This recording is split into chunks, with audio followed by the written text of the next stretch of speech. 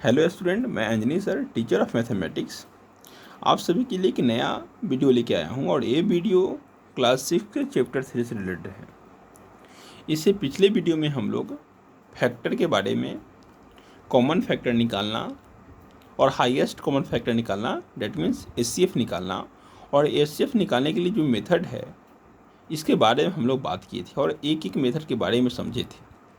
अब हम लोग का अगला टॉपिक मल्टीपल के बारे में है और हम लोग सबसे पहले देखेंगे मल्टीपल कैसे निकालेंगे, कॉमन मल्टीपल कैसे निकालेंगे, ठीक ना, और लिस्ट कॉमन मल्टीपल कैसे निकालेंगे, कि लोएस्ट कॉमन मल्टीपल कैसे निकालेंगे, डेट मीन्स एलसीएम कैसे निकालेंगे, और एलसीएम निकालने के कितने मेथड हो सकते हैं इसके बारे में जानेंगे। तो स्टार्ट करते हैं। सबसे पहला क्वेश्चन है राइट 5 मल्टीपल। राइट 5 मल्टीपल, यहाँ पे नंबर दिया गया। हम पिछले वीडियो में बात किए थे कि जब भी फैक्टर बोला जाएगा तो फैक्टर में टोटल बोला जाएगा, कि ऑल फैक्टर, कि किसी भी नंबर के पास जो कितना फैक्टर वो फिक्स होता है। जैसे हम बात करते हैं कि फैक्टर की बात में, अगर हम कोई नंबर लेते हैं 8 का फैक्टर क्या होगा, तो 8 का फैक्टर हो सकता है 1, 2 और 4, 8 होगा। लेकिन मल्टीपल की बात करेंगे तो मल्टीपल तो मेनी हो सकता है, 8, 16, 24, ऐसे आप बढ़ते जाइए। तो किसी भी नंबर के पास जो मल्टीपल की संख्या है वो बहुत है, लेकिन फैक्टर की संख्या क्या है, फिक्स है।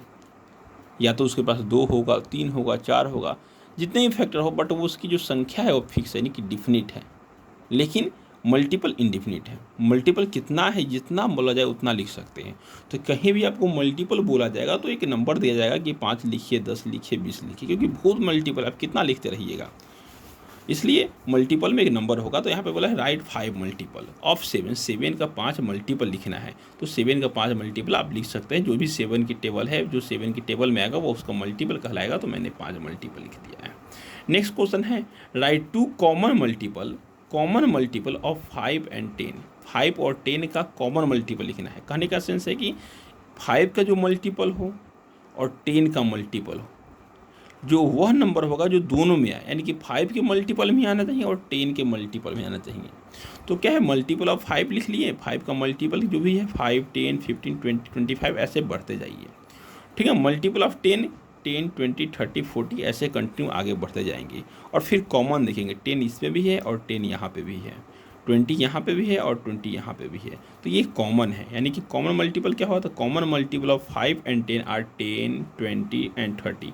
अब 10, 20, 30 कैसे हम जब एक मल्टीपल फाइंड आउट कर लिए तो उसी के अकॉर्डिंग आगे बढ़ सकते हैं। 10 है तो फिर वो 2 टाइम्स करेंगे 30, 3 टाइम्स कर देंगे तो 2 टाइम्स करेंगे तो 20, 3 टाइम्स करेंगे तो 30। अगर 4 लिखना होता तो 40 कर देते, 5 लिखना तो 50। जैसे ही हम एक मल्टीपल निकाल लेंगे तो फिर अगला निकालना बहुत ही ईजी हो जाएगा।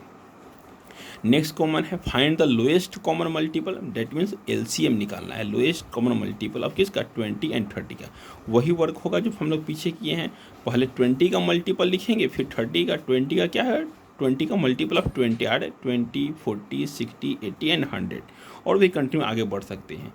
और मल्टीपल ऑफ 30 की बात करेंगे तो 30, 60, 90, 120 और कंटिन्यू आगे बढ़ सकते हैं, ठीक ना। सो कॉमन मल्टीपल क्या आ जाएगा, जो कॉमन है इसमें सबसे पहले कॉमन कौन है, 60 यहाँ पे भी है और 60 यहाँ पे भी है, दोनों में है। तो कॉमन मल्टीपल कितना हो जाएगा, 60। इसको 2 टाइम्स करेंगे तो 120, 3 टाइम्स करेंगे तो 180, यानी कि कंटिन्यू आगे बढ़ सकते हैं। हम कॉमन मल्टीपल 2 ही लिखे हैं। और इसमें सबसे छोटा कौन है, तो सबसे छोटा क्या है आपका 60 है, यानी कि lowest common multiple, that means LCM क्या आपका हो जाएगा 60। तो ये तो प्रोसेस था, यहाँ से भी हम लोग एलसीएम निकाल लिए, ठीक ना। ये एलसीएम ही है, इसे लोएस्ट कॉमन मल्टीपल जो कह रहे हैं वो एलसीएम है। तो ये भी प्रोसेस है एलसीएम निकालने के लिए। लेकिन एलसीएम निकालने के लिए इसके अलावा और भी मेथड है जो आप क्लास 5 में पढ़ चुके होंगे।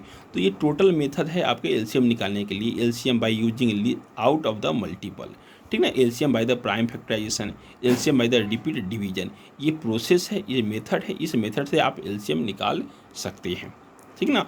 तो हम लोग अब एक एक करके सारे प्रोसेस के बारे में, जितने ही मेथड, सारे मेथड के बारे में समझेंगे कि ये होता क्या है। सबसे पहला तो आपका ये जो फर्स्ट प्रोसेस है, ठीक है ना, आउट द मल्टीपल, ये तो आपको समझ में आ गया होगा। नेक्स्ट वीडियो में हम लोग इसके बारे में पढ़ेंगे, प्राइम फैक्टराइजेशन को। हम लोग एलसीएम से कैसे, एलसीएम जो होगा प्राइम फैक्टराइजेशन कैसे निकालेंगे।